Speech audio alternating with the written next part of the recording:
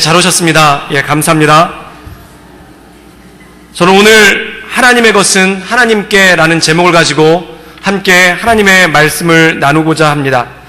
우리가 읽는 성경 말씀 가운데 귀하지 않은 말씀이 없고 또한 은혜가 되지 않은 말씀은 단 한 말씀도 없습니다. 모든 말씀이 우리에게 힘을 주고 또한 우리에게 능력을 주는 그러한 생명의 말씀이죠. 그런데 이 말씀 중에서도 사람들이 꼽는 말씀이 있습니다. 구약의 율법을 한마디로 요약하였다라고 해가지고 황금률이라고 불리우는 그러한 말씀이 있습니다. 그 말씀이 바로 마태복음 7장 12절에 나오는 말씀인데, 남에게 대접받고자 하는 대로 너희도 남을 대접하라, 이것이 율법이요 선지자니라 라는 말씀을 예수님께서 산중에서 설교를 하실 때 이 구약을 한마디로 요약해서 이렇게 말씀을 해주십니다. 즉 율법은 무엇입니까? 모세 오경, 모세가 시내산에서 받은 5가지의 율법서에 대해서 이야기하고 있습니다. 또한 선지자는 무엇인가? 구약 성경 전체에 나오는 선지서들에 대해서 이야기합니다. 너희가 대접받고자 하는 대로 남을 대접하라, 이것이 율법이요 선지자다. 즉 구약 말씀에 나와 있는 모든 율법을 우리가 그리스도인으로서 행해야 된 모든 사항을 갖다가 딱 한마디로 정리한 것이 내가 대접받고자 하는 대로 남을 대접하라 라는 말씀이 이 말씀 가운데 나옵니다. 이 말씀은 흡사 내 이웃을 내 몸과 같이 사랑하라 라는 말씀과 똑같습니다. 즉 나를 어떻게 사랑하는지 아는 사람이 다른 사람을 사랑할 수 있다는 것이죠. 그러면 다른 사람을 대접하는 사람은 어떤 사람이 다른 사람을 대접하는가? 내 안에 어떤 것을 대접받고자 하는 마음이 있다라면은 그것을 가지고 다른 사람을 대접한다라면은 이것이 하나님의 모든 뜻들을 이루어 나간다는 것입니다. 그렇다면 사랑하는 여러분, 사람이 대접받기 원한다는 것은 무엇입니까? 크게 3가지로 꼽아보자면은 사람이 대접받기 원하는 것 3가지가 이것입니다. 첫 번째, 사람은 사랑받기를 원합니다.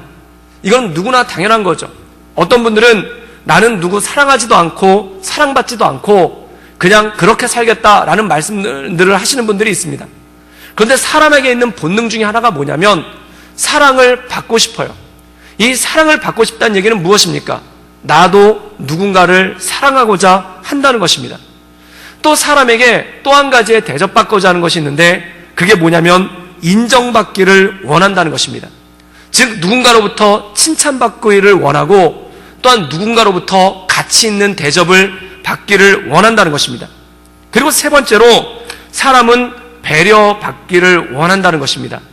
이 사랑받기 원하는 마음, 인정받기 원하는 마음, 그리고 배려받기 원하는 마음을 한마디로 요약한다면은 이것은 존중받기를 원한다는 겁니다. 즉 다른 사람으로부터 존중받기를 원한다는 것이죠. 사랑하는 여러분, 이 세상 사람들이 돈에 집착하는 이유가 무엇입니까? 그 돈이 있으면은 내가 존중받을 수 있다라는 생각이 마음 가운데 있기 때문에 그렇습니다. 또 왜 많은 사람들이 외모에 신경 씁니까? 그 외모에 신경 쓰는 이유 중에 하나가 내가 외모가 출중하면은 다른 사람들로부터 존중받을 수 있다라는 그러한 생각을 하기 때문에 그렇습니다. 또 왜 많은 사람들이 높은 지위를 원하겠습니까? 내가 높은 지위에 있다면 또한 권세가 있다면은 사람들에게 존중받을 수 있다라는 마음이 있기 때문에 사람들이 이것에 얽매인다는 것입니다. 돈이 좋아서가 아니라 또한 아름다운 외모에 관심이 있어서가 아니라 높은 지위에 관심이 있어서가 아니라 그 이면을 바라보자면은 다른 사람으로부터 존중받고자 하는 욕구가 누군가에게 있다는 것입니다. 사랑하는 여러분, 이 세상을 살아가면서 누군가로부터 존중받는다면 그리고 많은 사람들로부터 존중받는다면 굉장히 행복하겠죠. 그런데 반대로 존중받지 못하고 무시받고 또한 사람들로부터 좋은 대접을 받지 못한다라면은 마음 가운데 큰 낙심과 마음 가운데 큰 낙담이 오게 될 것입니다. 오늘 말씀 가운데 보면은 이 예수님께서 바리새인들과 헤롯 당을 만나서 그들에게 이야기를 나눕니다. 그런데 이 말씀에 보면은 그들은 겉보기에는 예수님을 위대한 선생님 그리고 지혜가 있는 선생님이라고 일컫습니다. 그러나 그 내용을 보면은 예수님을 존중하는 것이 아니라 예수님을 비아냥거리고 예수님을 함정에 빠뜨리려는 그러한 모습들이 이 안에 나온다는 것입니다. 그렇다면 이러한 모습에 대해서 예수님께서 어떻게 이겨나가시고 또한 예수님께서 이것들을 어떻게 처리하신지를 봐서 우리 삶 가운데 이 모든 시험들을 이겨나갈 수 있는 능력이 주어지게 된다는 것입니다. 우리 마가복음 12장 13절과 14절까지의 말씀을 읽도록 하겠습니다. 우리 다 같이 읽겠습니다. 그들이 예수의 말씀을 책 잡으려 하여 바리새인과 헤롯 땅 중에서 사람을 보내매 와서 이르되 선생님이여 우리가 아노니 당신은 탐되시고 아무도 꺼리는 일이 없으시니 이는 사람을 외모로 보지 않고 오직 진리로서 하나님의 도를 가르치심이니이다. 가이사에게 세금을 바치는 것이 옳으니까 옳지 아니하니까. 오늘 말씀 가운데 보면은 예수님께 사람들이 옵니다. 그들을 누구라고 얘기하고 있냐면 바리새인과 헤롯 땅입니다. 그런데 이들이 온 이유가 무엇인가? 성경에 보면은 책 잡기 위해 우리말 성경으로 번역된 성경을 보면은 예수님에게 트집을 잡기 위해 왔다라는 것입니다. 그런데 그들이 온 목적이 예수님을 트집 잡기 위해서 왔는데, 예수님을 책 잡기 위해서 왔는데 그들은 말을 이렇게 합니다. 선생님이여 우리가 아노니 당신은 참되시고 아무도 꺼리끼는 일이 없으십니다 라면서 예수님을 칭찬합니다. 입에 발린 말이죠. 그들 마음 가운데 독사와 같은 도끼를 품고 또한 예수님을 책 잡고자 하고 또한 예수님을 비난하고자 하는 그 마음을 가지고 있는데, 트집 잡고자 하는 마음을 가지고 있는데 그걸 숨기면서 만면의 웃음을 짓고 예수님 앞에 나타납니다. 그러면서 이렇게 얘기하는 거예요. 당신은 위대한 선생님입니다. 당신은 하나님의 말씀에 정확하게 알고 있습니다. 그리고 당신은 사람을 외모로 취하지 않고 당신은 참되십니다. 이렇게 칭찬을 합니다. 그리고 난 다음에 그들의 본심을 드러내는 말을 하죠. 그게 뭐냐면 가이사에게 세금을 바치는 것이 옳습니까? 옳지 않습니까? 라는 질문을 던집니다. 약간 생뚱맞고 난데없는 질문을 던져요. 근데 이 질문 가운데 이들의 모략과 이들의 계략이 얼마나 심오한지를 알 수 있습니다. 잠깐 배경 설명을 드리자면 이것입니다. 당시 이스라엘 지역은 로마의 식민지였습니다. 그래서 이스라엘의 모든 백성들은 로마 정부에, 로마 제국에게 세금을 내야만 되죠. 그런데 그 당시 바리새인들과 율법사들은 이 세금을 내는 것을 로마 정부에게, 로마 황제에게 세금을 내는 것을 금지했습니다. 그 이유가 뭐냐면은 그 당시 로마 황제는 살아있는 신으로서 불리웠다는 거예요. 그런데 이 살아있는 신으로서 불리우고 있는 로마 황제한테 돈을 바친다면 이거는 세금이 아니라 헌금이라는 것입니다. 그래서 십계명에 있는 계명, 하나님 외에 다른 신을 섬기지 마라라는 그 계명을 어기게 되기 때문에 세금을 내서는 안 된다. 이것이 바로 바리새인들과 율법사들의 주장이었습니다. 그러면 이들의 말대로 세금을 안 내면 어떻게 되는가? 이 당시 로마 제국은 모든 식민지에게 세금을 걷었는데 세금을 안 내는 것에 대해서는 그것을 반역으로 취급했습니다. 그럼 이 이스라엘 사람들이, 유대 사람들이 세금을 안 내게 되면은 로마 정부의 반역자로 찍혀서 군대의 침공을 받게 되는 거예요. 그렇다면 이것을 어떻게 해결했을까요? 이 미묘한 관계를 해결하기 위해서 나타난 게 바로 세리라는 집단입니다. 이 세리들은 어떻게 하냐면은 유대인들로부터 세금을 받는데 세금을 받는 게 아니라 뺏는 거예요. 그러면 유대인들은 자기들 입장에서 우리는 세금을 낸 게 아니라 저 세리들에게 세금을 뺏겼다라고 얘기를 합니다. 자기가 자발적으로 낸 게 아니라 세리들이 와서 뺏어간 거예요.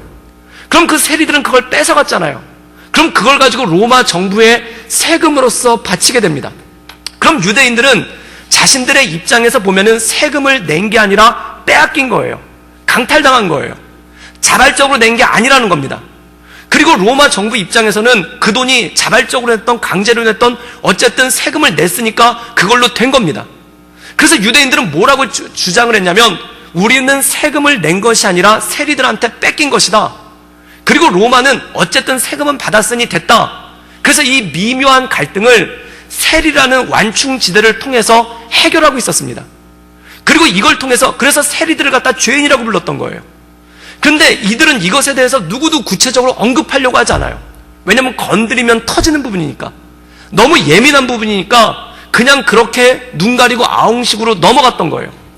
그런데 오늘 말씀 가운데 보면은 바리새인들이 이것을 본격적으로 들고 예수님께 옵니다. 근데 더 중요한 건 뭐냐면 바리새인들만 온 게 아니라 헤롯 당도 같이 왔어요. 이 바리새인들은 세금을 내지 말아야 된다고 주장하는 사람들입니다. 그리고 헤롯 당은 세금을 내야 된다고 주장하는 사람입니다. 이 둘이 같이 온 거예요. 그리고 예수님한테 묻는 겁니다. 가이사에게 세금을 바치는 것이 옳습니까? 그럽니까? 그때 만약에 예수님께서 가이사에게 세금을 바쳐야 된다라고 얘기하면은 유대 율법을 통해서 바리새인들이 고소를 할 수가 있는 거예요. 왜냐하면 우상숭배에 해당되니까. 그런데 예수님이 세금을 내지 말아야 된다라고 얘기하면은 이 헤롯 당에 의해서 로마 정부에 대한 반역죄로서 고소가 될 수 있는 거예요. 어떻게 보면은 예수님이 피해 나갈 수 없는 함정을 만들어 놓고 이들이 이걸 궁리하느라고 얼마나 밤을 샜겠습니까? 이들이 이걸 궁리하느라고 얼마나 열심히 공부하고 이것에 대해서 꾀를 냈겠습니까? 사랑하는 여러분, 제가 이걸 보고 깜짝 놀랐습니다. 율법이 사람을 죽이는 도구가 될 수가 있다라는 겁니다. 인간의 꾀를 쓰면은 이 율법을 연구한 사람들이 이걸 가지고 예수님을 잡으려는 거예요. 그리고 헤롯 당들, 로마의 법을 연구한 사람들이 이걸 가지고 예수님을 잡으려는 거예요. 그리고 피해갈 수 없는 함정을 만들고 와가지고 그 예수님 앞에 그 덫을 펼쳐놓은 다음에 그들이 웃으면서 이렇게 얘기합니다. 당신은 위대한 선생님입니다. 당신은 참말만 얘기하시는 분입니다. 당신은 거짓이 없으십니다. 당신은 율법의 도를 알고 계십니다. 당신은 사람을 외모로 취하지 않습니다.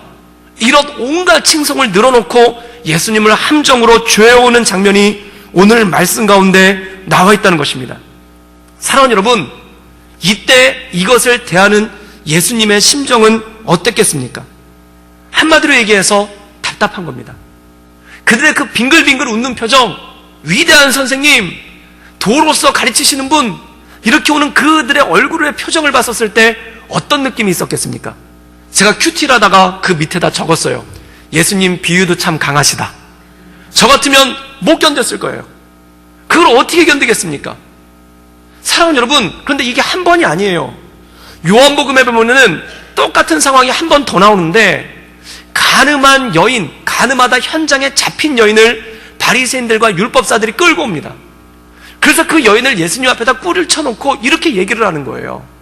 지금 이 여자가 모세의 율법을 어겼는데 모세의 율법에는 가늠하다 현장에서 잡힌 여인을 돌로 치라고 했습니다. 어떻게 할까요? 그런데 이 당시도 역시 로마의 식민지예요. 로마 식민지법에는 식민지에 있는 사람들은 사형을 판결하거나 집행할 권리가 없어요. 그럼 예수님이 이 여자를 돌로 쳐라. 그러면은 이것이 로마의 법에 걸리게 되는 겁니다. 그런데 예수님이 이 여자를 돌로 치지 말아라. 그러면 이게 모세 율법에 걸리게 되는 거예요. 이래도 걸리고 저래도 걸리는 것, 이래도 힘들고 저래도 힘든 것을 갖다가 양쪽에다 피할 수 없는 길을 갖다 놓고 그 꾀를 내가지고 와서 빙글빙글 웃으면서 위대한 선생님, 어떻게 했으면 좋겠습니까? 어떻게 처리해야 됩니까? 우리 질문에 답을 해주십시오. 이렇게 오는 모습이 여기 있다는 것입니다. 사랑하는 여러분, 이때 얼마나 큰 낙심이 되겠습니까?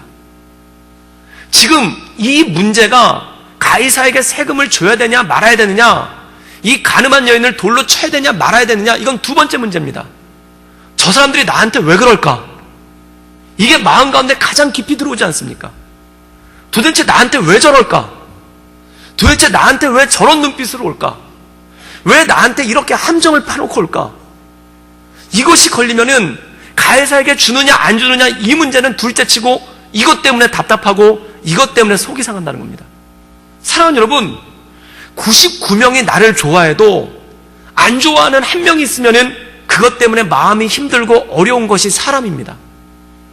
그런데 지금 그 나를 단순히 안 좋아할 뿐만 아니라 우리가 세상에서 살면서도 서로 눈피하고 인사 안 하고 그리고 서로 외면하는 것만으로도 얼마나 힘들고 어려운 일입니까?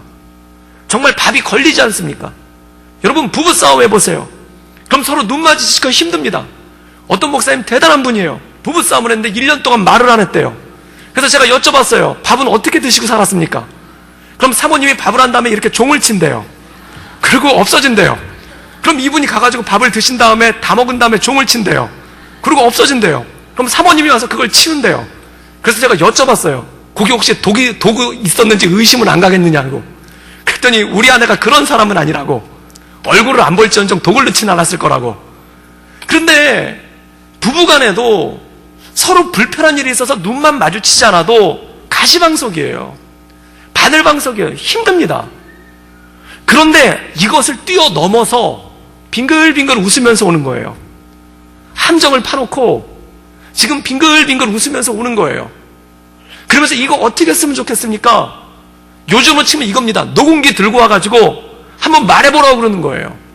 몰래 녹취하면서 한번 얘기해보라고 그러는 거예요. 이때 마음이 무너지지 않겠습니까? 이것을 어떻게 감당할 수 있겠습니까? 사랑하는 여러분, 어떤 집사님이 회사에서 직급이 부장이셨어요. 근데 IMF가 끝나고 얼마 되지 않았을 때인데 휴가를 갔다 왔는데 회사에 가보니까 자기 책상이 없어져 있더래요. 그래가지고 내 책상 어디 갔냐고 그랬더니 대기 발령 중이니까 잠깐만 기다리라고. 그래서 일주일을 복도에 가만히 앉아 있었답니다. 출근은 해야 되니까. 그리고 일주일을 복도에서 가만히 앉아 있었는데 발령이 났어요. 서울에서 근무를 했는데 제주도로 발령이 났어요. 그래서 제주도로 갔어요. 그랬더니 거기서 한 달쯤 근무했는데 발령이 다시 났어요. 어디로 하냐? 광주로 났어요. 그래서 또 이분이 또 광주로 또 갔어요. 근데 광주에서 한 달쯤 있었는데 발령이 또 어디로 하냐면 대구로 났어요. 그때 이 심정이라는 것이 어떻겠습니까? 일단 광주, 대구, 제주도 이것으로 옮겨 다니는 일도 쉽지가 않은 일이지만 마음 가운데 이런 생각이 드는 거예요. 도대체 이 사람들이 나를 뭘로 생각하는 건가? 도대체 이 사람들이 나를 어떻게 생각하는 건가? 도대체 이 사람들이 나한테 왜 이러는 건가? 이런 마음이 가장 먼저 들고 이것이 마음을 상하게 하고 이것을 마음을 썩게 하지 않겠습니까? 사랑하는 여러분, 사람은 언제 가장 마음이 고통스러운가? 존중받지 못할 때 그렇습니다. 단지 존중받지 못할 뿐만 아니라 그들이 나를 죽이려 할 때, 그들이 나의 넘어지는 것을 바랄 때, 그들이 덫을 놓고 함정을 파고 내가 넘어지기를 기다리고 있을 때, 그때 마음이 두근두근한 거예요. 그리고 그때 인생의 가장 큰 절망을 느끼게 됩니다. 이런 생각이 드는 거예요. 도대체 내가 뭘 잘못했을까? 내가 도대체 저 사람한테 뭘 잘못했길래 저 사람이 나한테 이렇게 나올까? 내가 저 사람한테 뭘 그렇게 섭섭하게 했길래 저 사람이 나한테 이렇게 나올까? 라는 그 마음의 낙심이 그 사람의 마음을 갉아먹고 그를 쓰러뜨린다는 것이죠. 사랑하는 여러분, 이 세상을 살아가면서 나를 존중해주고 나를 사랑해주고 나를 인정해주고 나를 배려해주는 사람들만 만날 수 있다면 얼마나 좋겠습니까? 거기가 천국입니다. 거기가 아름다운 곳입니다. 그런데 불행하게도 우리가 이 세상을 살아가다 보면은 그런 사람들만 만나는 것이 아니라 나는 그에게 뭘 잘못했는지 특별히 기억이 안 나요. 내가 뭘 그렇게 섭섭하게 했는지 특별히 기억이 안 나요. 그런데 때로 나랑 눈도 안 마주치려고 하고 나랑 말도 섞지 않으려고 하고 더 나가서 이런 함정을 파놓고 내가 무너지기를 기다리는 사람을 만날 때가 있다는 겁니다. 내가 잘 안 됐으면 좋겠다라는 마음을 가지고 있는 사람을 만날 때가 있다는 겁니다. 이것이 인생의 시험입니다. 이것 자체로도 상처고 이것 자체로도 고난이고 이것 자체로도 시험입니다. 그런데 중요한 것이 있습니다. 예수님은 이것을 어떻게 이겨나가셨는가? 사랑하는 여러분, 예수님 주변에도 이런 사람들이 있었습니다. 한두 명이 아니라 아예 무리들이 작당을 하고 한두 명이 아니라 한 그룹이 조를 짜가지고 예수님께 이렇게 다가왔다는 겁니다. 그때 예수님께서는 이것을 어떻게 이겨나가셨는가? 사랑하는 여러분, 예수 그리스도를 본받아 이러한 모든 상황을 이기고 극복할 수 있는 지혜와 명철이 그리고 신앙과 영성이 여러분 삶 가운데 있을 수 있기를 주님의 이름으로 축복합니다. 이것을 통해서 승리하는 것입니다. 우리 마가복음 12장 15절에서 17절까지의 말씀을 읽도록 하겠습니다. 우리 다 같이 읽겠습니다. 우리가 아시고 어찌하여 나를 시험하느냐? 데나리온 하나를 가져다가 내게 보이라 하시니 가져왔거늘 예수께서 이르시되 이 형상과 이 글이 누구의 것이냐? 이르되 가이사의 것이니이다. 이에 예수께서 이르시되 가이사의 것은 가이사에게, 하나님의 것은 하나님께 바치라 하시니 그들이 예수께 대하여 매우 놀랍게 여기더라. 오늘 말씀에 보면은 예수님께서는 기세등등하게 예수님을 함정에 빠뜨리기 위해서 여러 가지 방법을 가지고 오는 그들에게 딱 한마디로 말씀하십니다. 가이사의 것은 가이사에게, 하나님의 것은 하나님께 바치라. 구차한 이론이 필요 없습니다. 그 자체로 진리를 말씀하고 계신 것이죠. 가늠한 여인을 데리고 왔을 때도 마찬가지입니다. 이 여자를 돌로 치리까 어떻게 하리까 라고 얘기할 때 예수님이 당황하거나 얼굴이 붉어지거나 마음에 끓어오르는 불을 잠잠하게 하려고 그것을 억눌리지 않습니다. 그냥 태연하게 앉아서 땅에다 글씨를 쓰시는 거예요. 제가 말씀을 묵상하다가 걷다 가로치고 이렇게 써놨어요. 기선제압. 사랑하는 여러분, 그런 여유가 여러분들에게 있기를 주님의 이름으로 축복합니다. 누군가 나를 건드릴 때 흥분하면 지는 거예요. 누군가 나를 격동시킬 때 이것을 참지 못해 아주 씩씩거리면은 그때부터 넘어지는 것입니다. 사랑하는 여러분, 그런 일이 있을 때 하나님께서 여러분의 마음과 생각을 지켜주시기를 주님의 이름으로 축복합니다. 예수님은 너무 침착하신 거예요. 그리고 땅에다 글씨를 쓰십니다. 그리고 가만히 일어나셔서 이렇게 말씀하십니다. 누구든지 죄 없는 자가 이 여인을 돌로 치라.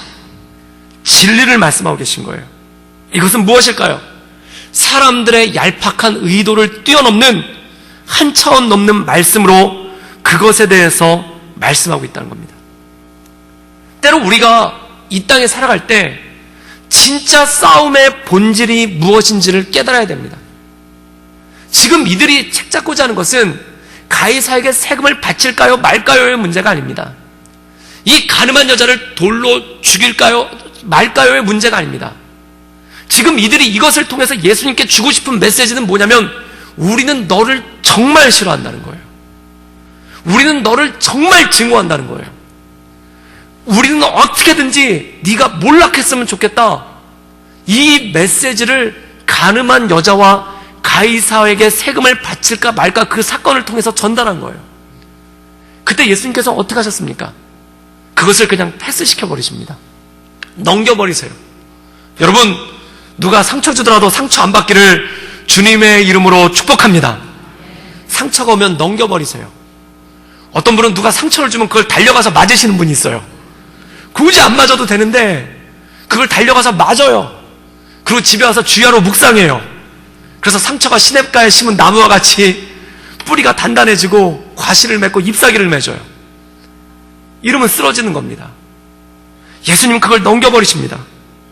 그렇다면 예수님께서 이것을 이들이 주는 메시지, 우리는 너를 증오한다, 우리는 너를 정말 미워한다라는 그 메시지를 넘겨버리실 수 있었던 능력은 어디입니까? 바로 하나님의 충만한 사랑 가운데 거했기 때문인 줄 믿습니다. 사랑하는 여러분, 누가 나를 사랑하느냐가 중요한 것입니다. 저는 세상에서 가장 힘든 운동이 바로 축구입니다. 누가 축구를 만들었는지 모르겠어요.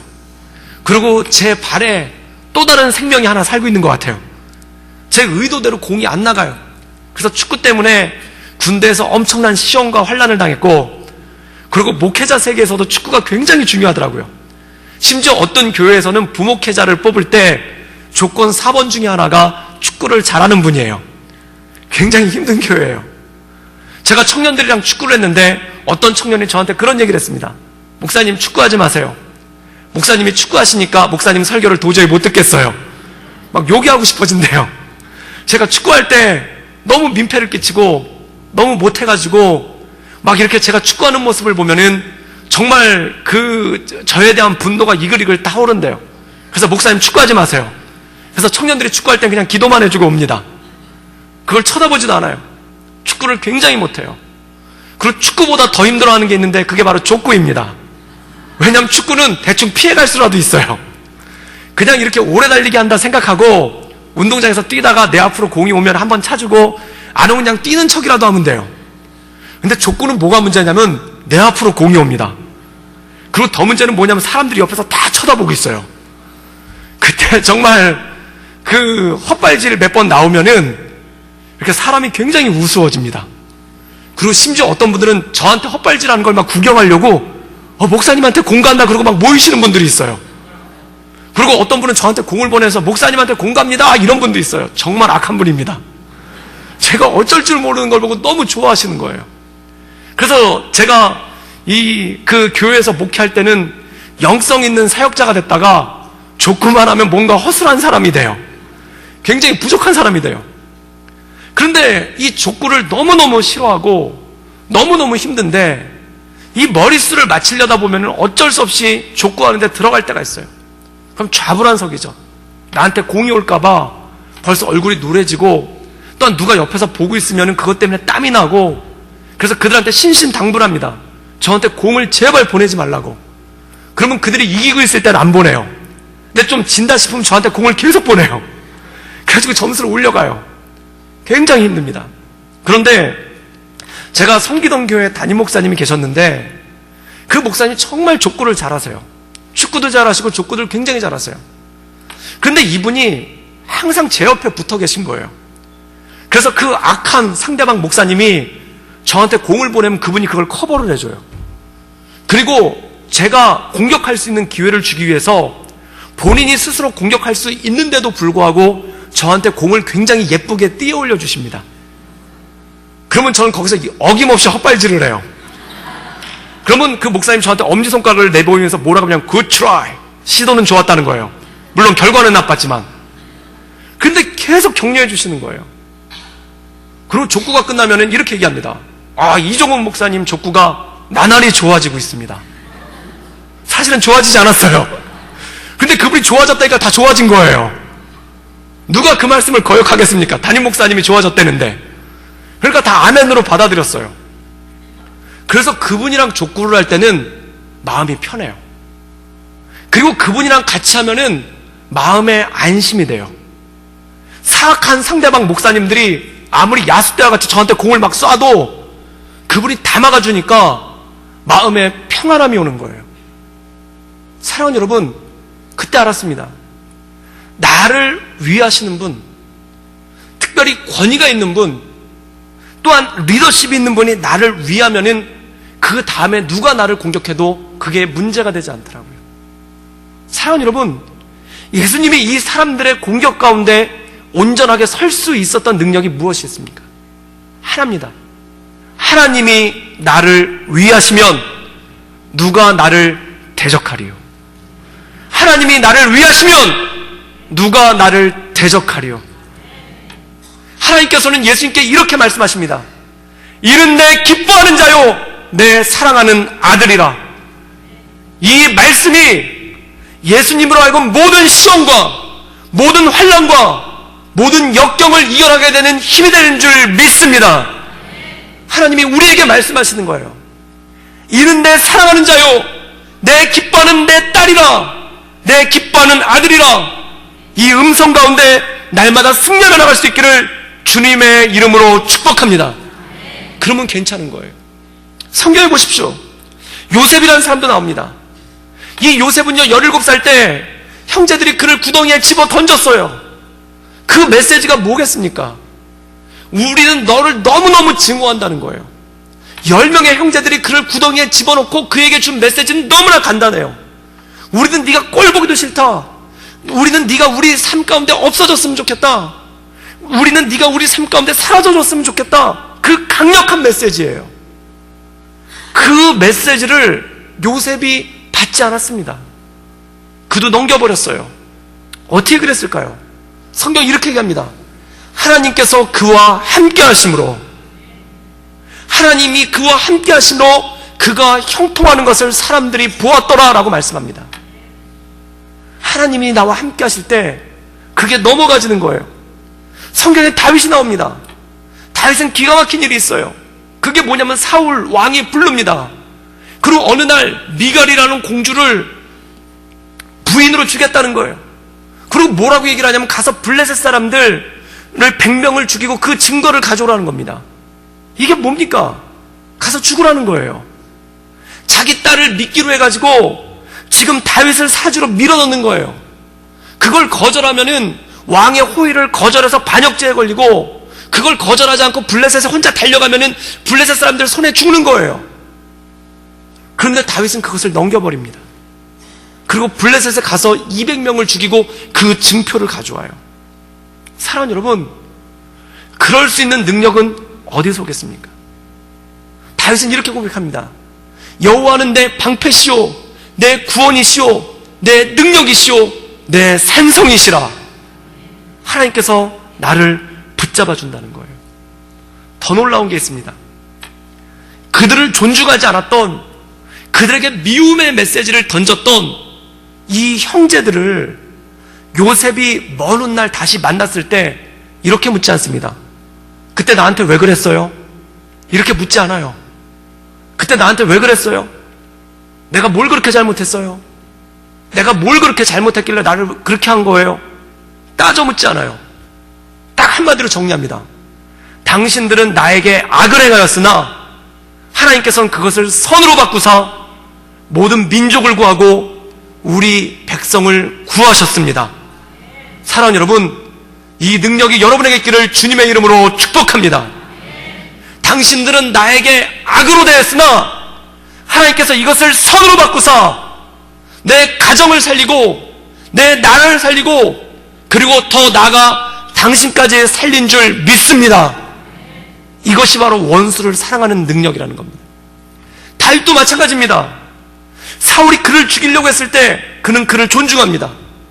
그리고 가가지고 그의 물병과 옷자락만 잘라와요. 그리고 기름 부은 왕으로서 사울을 존중해 주는 거예요. 여러분, 누군가를 존중할 수 있는 힘은 어디서 오는가? 그 사람이 잘해서가 아니에요. 그 사람이 멋져서가 아니에요. 그 사람이 대단해서가 아니에요. 내 안에 하나님의 사랑이 흘러 넘치기 시작할 때 그것이 다른 사람에게 흘러 넘쳐서 그것이 존중이 되는 줄 믿습니다. 그가 원수이든지 또한 그가 누구이든지, 사랑하는 여러분, 누군가 여러분의 눈을 피한다면은 그를 붙잡고 눈을 마주치며 이렇게 말씀하지 마세요. 나한테 왜 그래요? 해결 안 됩니다. 원한만 커져요. 더 힘들어져요. 그때 이 말씀을 놓고 기도하십시오. 당신은 나에게 악을 행했으나 하나님은 이것을 선으로 바꾸실 줄 믿습니다. 그 하나님의 인도하심을 바라보고 그 하나님의 역사하심 가운데 나갈 때 그것을 통해 우리를 이끄시는 그 하나님을 바라보며 나갈 줄 믿습니다. 사랑하는 여러분, 세상을 살아가면서 정말 좋은 사람들만 만나면 얼마나 좋을까요? 정말 나를 존중해주고 나를 사랑해주고 그리고 나 때문에 눈물 흘려주는 사람, 그런 사람들만 만날 수 있다면 그분은 이미 천국을 사시고 계신 것입니다. 그런데 인생이 그렇지가 않아요. 난 뭘 잘못했는지 잘 모르겠는데, 내가 뭘 실수한지 모르겠는데, 나한테 마음 상한 사람이 있고 나한테 원한을 품는 사람이 있고 나한테 일을 가는 사람이 있어요. 이 사람들은 어떻게 해야 될까요? 이 사람들은 어떻게 처리해야 될까요? 그들이 안 보이는 곳으로 떠나야 될까요? 아니면 그들을 다른 곳으로 보내야 될까요? 아니면 피해서 살아야 될까요? 그리고 그것 때문에 눈물로 밤낮 기도하고 그것 때문에 마음이 상해야 될까요? 사랑하는 여러분, 이 모든 것을 이겨나가신 예수 그리스도를 본받을 수 있기를 주님의 이름으로 축복합니다. 정답은 하나입니다.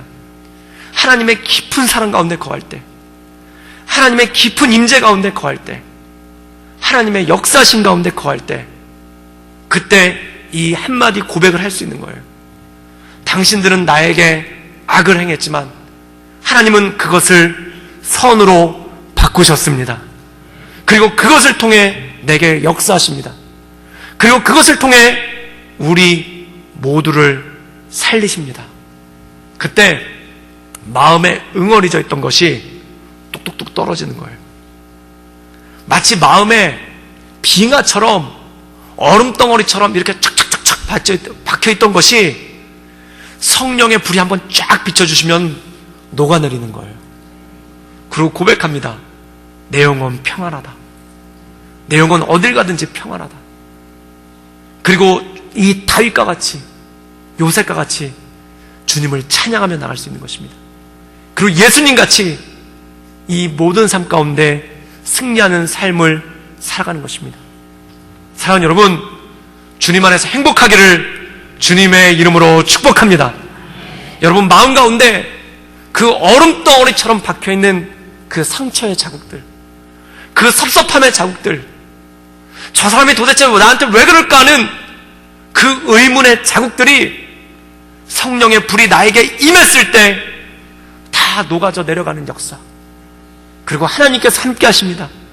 하나님께서 하셨습니다. 하나님께서 내게 힘 주십니다. 그 주님으로 말미암아 살아가는 놀라운 힘이 여러분에게 있기를 주님의 이름으로 축복합니다. 그래서 하박국 선지자는 이렇게 고백합니다. 주 여호와는 나의 힘, 내 발을 사슴과 같게 하사 나로 높은 곳에 이르게 하시리라. 사랑하는 여러분, 여러분 발걸음이, 여러분 마음이 사슴처럼 가벼워져서 여러분들을 맡고 있는 모든 장벽들을 뛰어넘으며 하나님께서 원하시는 그 진리의 자리 가운데, 그 기쁨의 자리 가운데, 그 능력의 자리 가운데 나갈 수 있기를 주님의 이름으로 축복합니다. 이 시간 함께 기도하며 나가길 원합니다. 함께 기도하기 원하는 것은 그 주님의 사랑으로 나를 붙잡아 주십시오. 그 주님의 사랑으로 나를 안아주십시오. 그 주님의 음성 가운데 거하게 하여 주시옵소서. 이른 내 사랑하는 자요, 내 기뻐하는 내 딸이라, 내 기뻐하는 내 아들이라. 그 음성 가운데 내 마음이 평안함을 얻게 하시며, 그 음성 가운데 내가 샘을 얻게 하시며, 그 음성 가운데 얼음 조각처럼 박혀있는 그 상처들이 다 빠지게 하시고 평안하게 하시며 내 영혼이 기뻐 뛰게 하시며, 주 여호와는 나의 힘이시오니 내 발을 사슴 같게 하사 나로 모든 것들을 뛰어넘고 높은 산 위에 오르게 하여 주시옵소서. 이 믿음의 고백이 나의 고백이 되게 하시며 나의 능력이 되게 하여 주시옵소서. 우리 다 같이 간절한 마음으로 주께 기도하며 나가겠습니다. 함께 기도하시겠습니다.